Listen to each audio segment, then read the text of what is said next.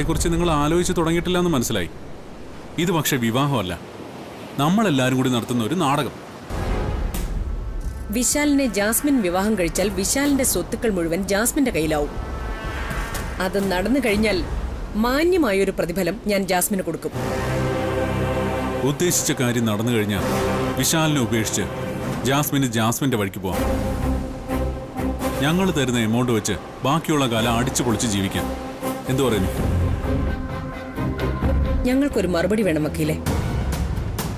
നിങ്ങൾക്ക് പറ്റില്ലെങ്കിൽ വിശ്വസിക്കാൻ പറ്റുന്ന മറ്റൊരു പെൺകുട്ടിയെ ഞങ്ങൾക്ക് കണ്ടുപിടിക്കണം. ഒരു ജോലിയില്ല, ഒരാളെ കെട്ടുക, എന്നിട്ട് അയാളുടെ സ്വത്തുക്കൾ മുഴുവൻ നിങ്ങൾക്ക് തന്നിട്ട് അതിന്റെ പ്രതിഫലം വാങ്ങി ബാക്കിയുള്ള കാലം സുഖമായി ജീവിക്കാം. ഒരു മെനക്കേടുമില്ല, ബുദ്ധിമുട്ടുമില്ല. ഞാൻ റെഡിയാണ്. പിന്നെ വിശാലിന്റെ ഭാര്യ ഇപ്പോഴും അവിടെ തന്നെ ഉണ്ട്. അവൾ ഇതുവരെ ഡിവോഴ്സ് പേപ്പറിൽ ഒപ്പിട്ടിട്ടില്ല. ജാസ്മിൻ വിചാരിച്ച അത് നിഷ്പ്രയാസം കഴിയും. ജാസ്മിൻ തന്നെ ബുദ്ധിപൂർവ്വം കളിച്ച് വിശാലിന്റെ മനസ്സിൽ കയറി പറ്റുകയും വേണം. അതിന് അവളെ കുറച്ചു ദിവസം അവിടെ താമസിപ്പിക്കുകയും വേണം. ഒരാണിനെ പാട്ടിലാക്കാനുള്ള കഴിവും സൗന്ദര്യവും ഒക്കെ എന്റെ മകൾക്കുണ്ടെന്നാണ് എന്റെ വിശ്വാസം. ഇപ്പോഴാ സമാധാനമായത്. വക്കീലേ, ഈ കളിയിൽ നമ്മൾ പരാജയപ്പെടാൻ പാടില്ല. എങ്ങനെ നീങ്ങണമെന്ന് വക്കീല് തന്നെ ജാസ്മിൻ ഒന്ന് പറഞ്ഞു കൊടുക്കണം. എന്നിട്ട് അങ്ങോട്ട് പറഞ്ഞയക്കണം. പിന്നെ ഒരു കാര്യം, മൊത്തം സ്വത്തിന്റെ 30% ഞങ്ങൾക്ക് കിട്ടണം. അത് ആദ്യം ഉറപ്പിക്കണം. ഞാൻ അവളോടൊന്ന് സംസാരിക്കട്ടെ.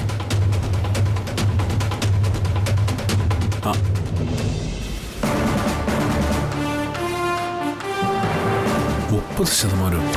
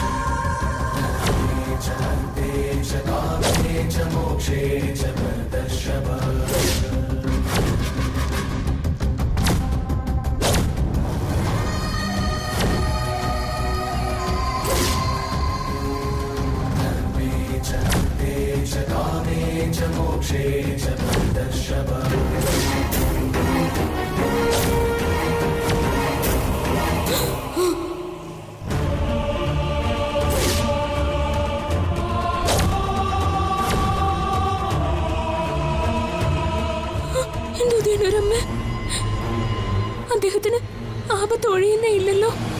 തുടരെ തുടരെ ഇങ്ങനെ ഓരോന്ന്. പാർവതി,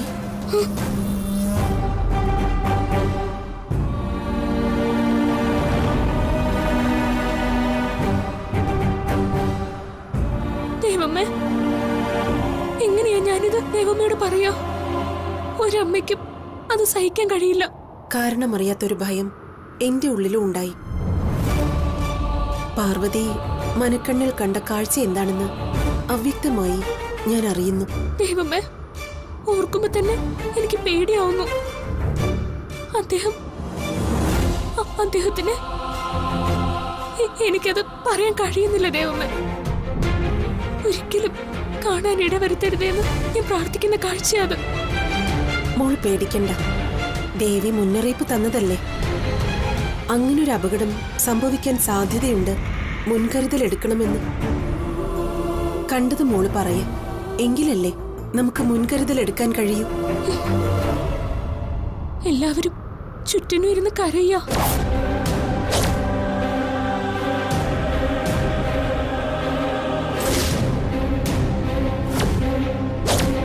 അപ്പോ ഒരു പെൺകുട്ടി വന്ന് അദ്ദേഹത്തിന്റെ ദേഹത്ത് പൂവ് വെച്ചു.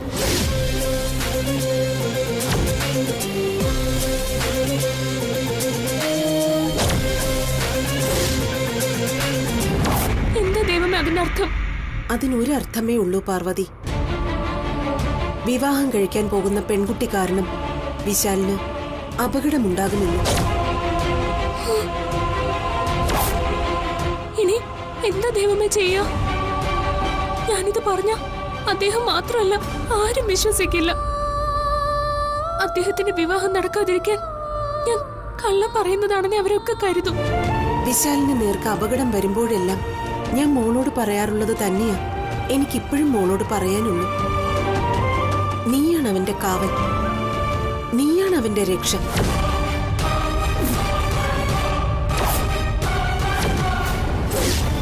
എന്റെ കൺമുന്നിലൂടെയാണ് ആപത്ത് വരുന്നതെങ്കിൽ ഞാൻ ദേവമ്മയ്ക്ക് വാക്കു തരാം. എന്റെ ജീവൻ എടുത്തതിന് ശേഷമേ ആ ആപത്തിന് അദ്ദേഹത്തെ തൊടാൻ കഴിയും. മതി, നിന്റെ ഈ വാക്ക് മതി എനിക്ക്. നീയാണ് എന്റെ ധൈര്യം. ദേവമ്മയുടെ പ്രാർത്ഥന ഉണ്ടാവണം. അദ്ദേഹത്തിന് വേണ്ടി മാത്രമല്ല, എനിക്ക് വേണ്ടിയും.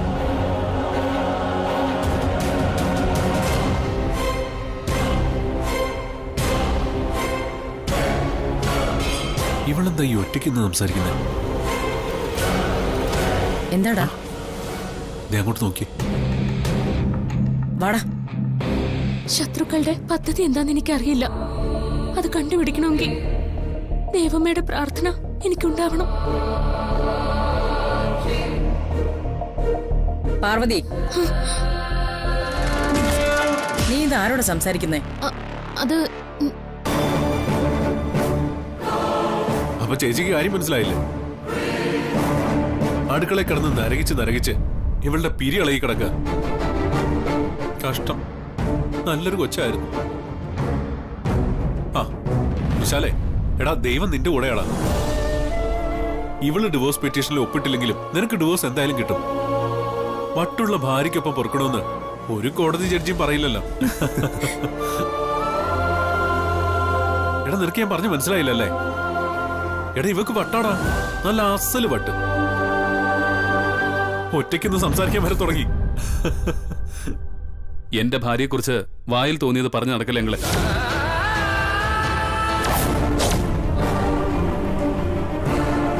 നിന്റെ ഭാര്യയോ? ഇവള് നിന്റെ ഭാര്യയാണെന്നോ? സത്യം അതല്ലേ അമ്മ. ഡിവോഴ്സ് കിട്ടിയാലല്ലേ ഞാനും ഇവളും തമ്മിലുള്ള ബന്ധം ഇല്ലാതാവുന്നുള്ളൂ. അതുവരെ ആരും ഇവളെക്കുറിച്ച് അനാവശ്യം പറയരുത്.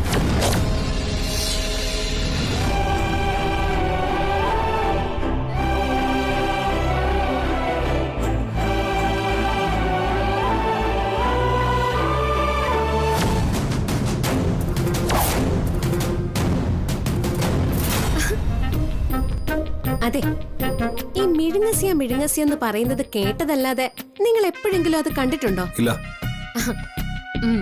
കണ്ടിട്ടില്ലെങ്കിലേ അമ്മയുടെ മുഖത്തേക്കൊന്ന് നോക്കിയാ മതി, കാണാം.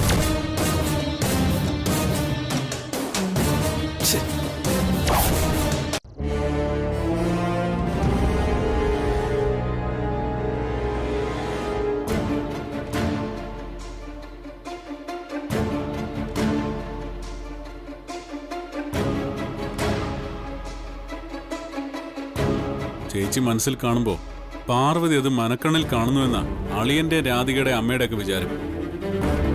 ഒന്നുമല്ല, മറ്റുള്ളവർ പറയുന്നത് ഒളിഞ്ഞിരുന്ന് കേട്ട് അത് പാർവതിയുടെ ചെവിയിൽ എത്തിക്കുന്നത് ആ തത്തയാ. പാർവതിക്ക് ഒരു സിദ്ധിയുമില്ല, ഒരു മണ്ണാങ്കട്ടയുമില്ല. നീ പറയുന്നത് സത്യമാണോ പ്രതാപ? അതെ ചേച്ചി, പാർവതി ഇവിടെ വരുമ്പോ തത്ത കൂടെ ഉണ്ടായിരുന്നില്ലല്ലോ. നമ്മൾ അവളോട് ഉടക്കാൻ തുടങ്ങിയതിന് ശേഷമാ ആ തത്ത ഇവിടെ എത്തിയത്. അവള് വരുത്തിയതാ.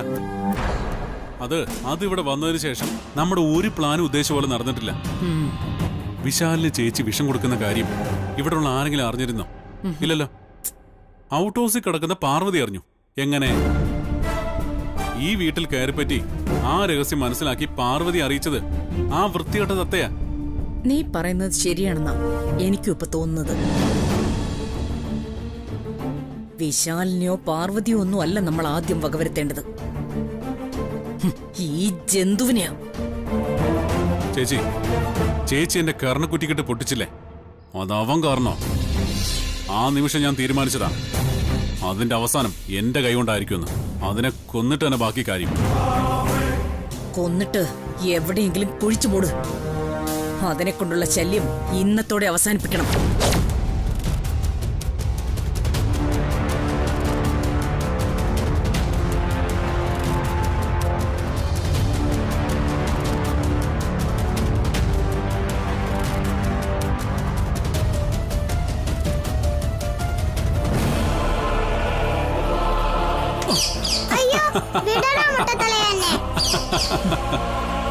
എടാ, തത്തയുടെ ജന്മവും മനുഷ്യന്റെ ബുദ്ധിയും. നീ ഇവിടെ കിടന്ന് ഞങ്ങൾക്ക് ഉണ്ടാക്കാൻ തുടങ്ങിയിട്ട് കുറച്ച് ദിവസമായി. ആദ്യം നിന്നെ കൊന്നാലേ ഞങ്ങൾ ഉദ്ദേശിക്കുന്ന കാര്യം നടക്കൂ. ഇങ്ങോട്ടല്ലോ ഒരു കുത്തുവെച്ചാണല്ലോ.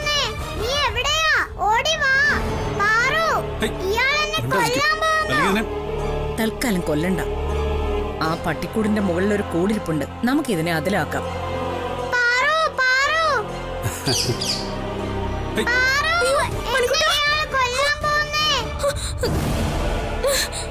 മണിയെ വിട്.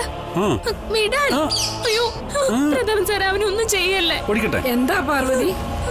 അച്ഛമ്മേ, മണിക്കുട്ടന്റെ കരച്ചിൽ കേട്ടിട്ടാ ഞാൻ ഓടി വന്നേ.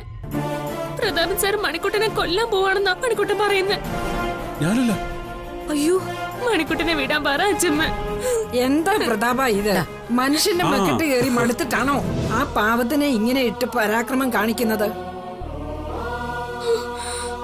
ഈ തത്തെ കൊന്നിട്ട് പ്രതാപൻ എന്ത് കിട്ടാന്? എന്നെ കൊല്ലൂന്ന് ഇയാൾ പറഞ്ഞതോ? നാക്കെടുത്ത നുണ മാത്രം പറയുന്ന നീയാണോ പാവം? ഞാൻ പറഞ്ഞിട്ടാ പ്രതാപൻ ഇതിനെ പിടിച്ചത്. ഇവനെ കൊണ്ട് വലിയ ശല്യമായിരിക്കുക. അകത്തും പുറത്തും അടുക്കളയിലും കിടപ്പുമുറിയിലും. എന്തിന്? എന്തെങ്കിലും കഴിക്കാൻ എടുത്തു വെച്ചാൽ അതിന്റെ മുമ്പിൽ പോലും ഈ തത്ത ഉണ്ടാവും. നാശം. ശല്യം കാരണം പിടിച്ച് കൂട്ടിലിടാൻ ഞാനാ പ്രതാപനോട് പറഞ്ഞത്. എന്നെ കൂട്ടിലിടാനോ? പാറു എന്നെ കൂട്ടിലിടുന്നു. മണിയെ കൂട്ടിലിടാനൊന്നും പറ്റില്ല. അവനെ കൂട്ടിക്കിടന്ന് ശീലവും ഇല്ല. ഇവന്റെ ശല്യം സഹിക്കാൻ ഇനി ഞങ്ങൾക്ക് പറ്റില്ല. ഒന്നുകിൽ കൂട്ടിലിടണം, അല്ലെങ്കിൽ അവനെ നിന്റെ വീട്ടിലേക്ക് പറഞ്ഞു വിടണം. എന്താ വേണ്ടതെന്ന് നീ തന്നെ തീരുമാനിക്ക്. മണിക്കുട്ട, സാരമില്ല പാറു. ഉദിഞ്ഞൂരിൽ തിരിച്ചുപോയ പാറുവിനെ എനിക്ക് കാണാൻ കഴിയില്ലല്ലോ. എനിക്ക് എപ്പോഴും പാറുവിനെ കാണണം. ഞാൻ ഈ കൂട്ടി തന്നെ കിടന്നോളാം. വിഷമിക്കണ്ട പാറു. എന്നെ ഈ കൂട്ടിലാക്കിയവരെ കൊണ്ട് തന്നെ ഞാൻ ഈ കൂട് തുറപ്പിക്കും. പാറു നോക്കിക്കോ. അയ്യോ, അവിടെ കിടക്ക്.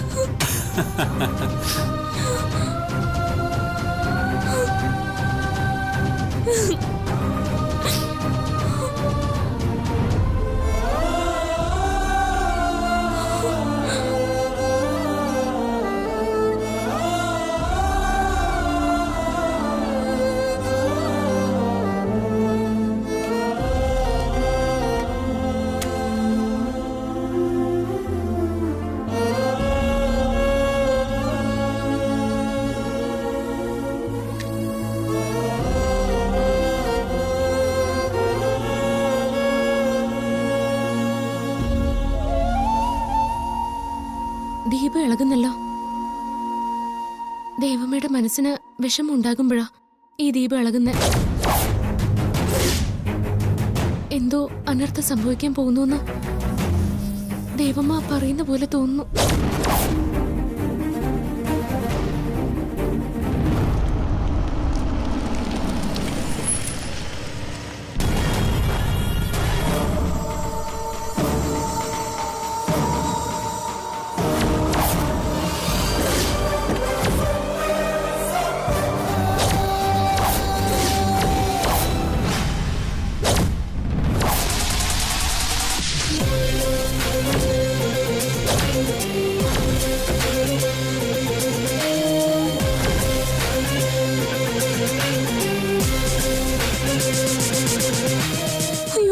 വിളക്കണഞ്ഞല്ലോ. ഞാൻ ആശുപത്രി കിടക്കുമ്പോ ഈ വിളക്ക് താനെ അണഞ്ഞിരുന്നു എന്ന് ഗാർഗി പറഞ്ഞിട്ടുണ്ട്. അപ്പോ ഇവിടെ ആർക്കും അപകടം വരാൻ പോകുന്നല്ലേ അതിനർത്ഥം? എന്റെ ഉദയനൂരമ്മ.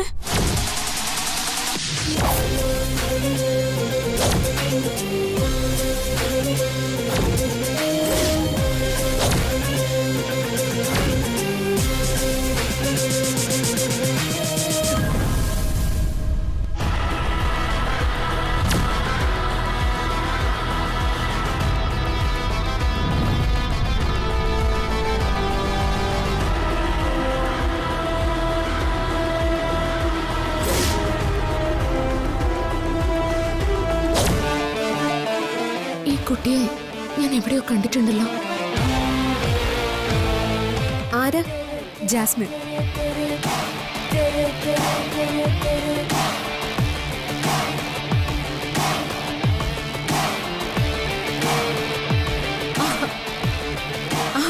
മോളെ ജാസ്മിൻ, മോള് വന്നോ?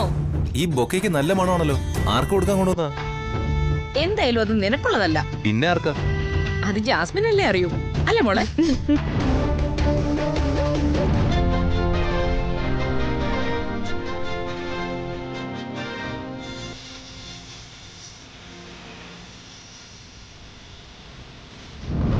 Hi, I am Jasmine.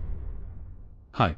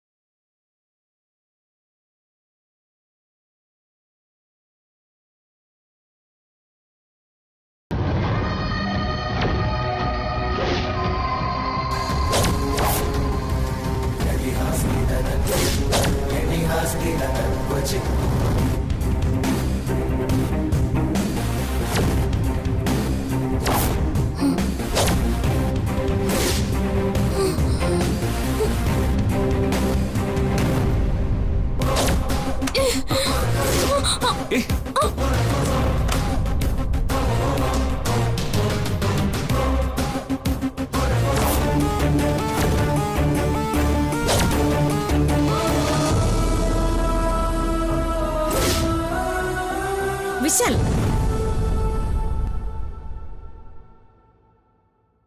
നമ്മുടെ വക്കീലിന്റെ മോളായത് ജാസ്മിൻ. വക്കീലിന് ദുബൈയിൽ എന്തോ ഒരു പ്രോഗ്രാം. 1 മാസം അവിടെ നിൽക്കണം. ജാസ്മിനെ വീട്ടിൽ തനിച്ചാക്കി പോകാൻ വക്കീലിനൊരു മടി. എന്റെ അടുത്ത് നിന്നോട്ടെ എന്ന് ഞാൻ പറഞ്ഞു. 1 മാസം ഇവളിവിടെ ഉണ്ടാവും.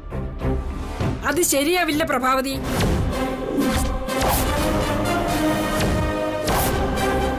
മൂന്ന് 4 ചെറുപ്പക്കാരുള്ള വീടാ ഇത്. നല്ല പ്രായത്തിലുള്ള ഒരു പെൺകുട്ടിയെ ഇവിടെ താമസിപ്പിക്കാന്ന് പറഞ്ഞാലേ അത് ശരിയാവില്ല. ഇത് പണ്ടത്തെ കാലമൊന്നുമല്ലമ്മേ. പഠിക്കാൻ പോകുന്ന ആൺകുട്ടികളും പെൺകുട്ടികളും ഒരു വാടക വീടെടുത്ത് താമസിക്കുന്ന ഇപ്പോഴത്തെ രീതി അതിവിടെ പറ്റില്ല. ഞാൻ കുറച്ചു പഴയ ആളാ. എന്റെ ചിന്താഗതിയും പഴയത് തന്നെ. പറ്റില്ല എന്ന് പറഞ്ഞാ പറ്റില്ല.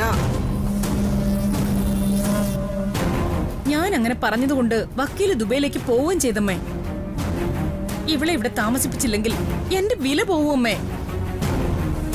അതെ, ഏതെങ്കിലും നല്ല വിമൻസ് ഹോസ്റ്റൽ നോക്കി അവിടെ അങ്ങ് ചേർത്താ മതി.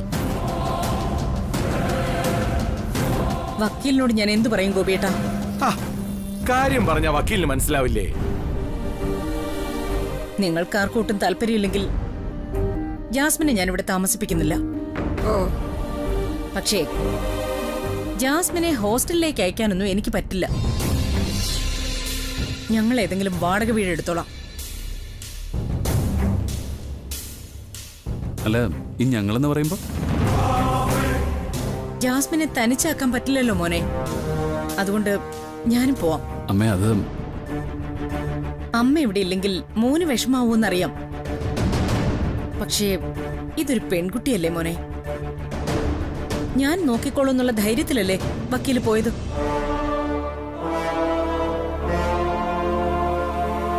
വാ മോളെ. അയ്യോ വേണ്ട അച്ഛമ്മ. അച്ഛമ്മ വെറുതെ പേടിക്കുന്നതാ. ഇവരൊക്കെ നല്ല ആൾക്കാരല്ലേ, പ്രശ്നക്കാരൊന്നും അല്ലല്ലോ. അച്ഛമ്മ പേടിക്കുന്ന പോലെ ഒന്നും സംഭവിക്കില്ല. പക്ഷെ മോളെ,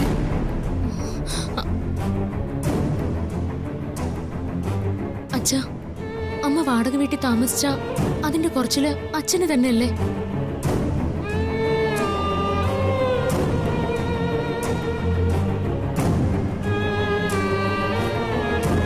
ആൾക്കാരൊക്കെ ഇല്ലാത്ത കഥകൾ ഉണ്ടാക്കി പറയും.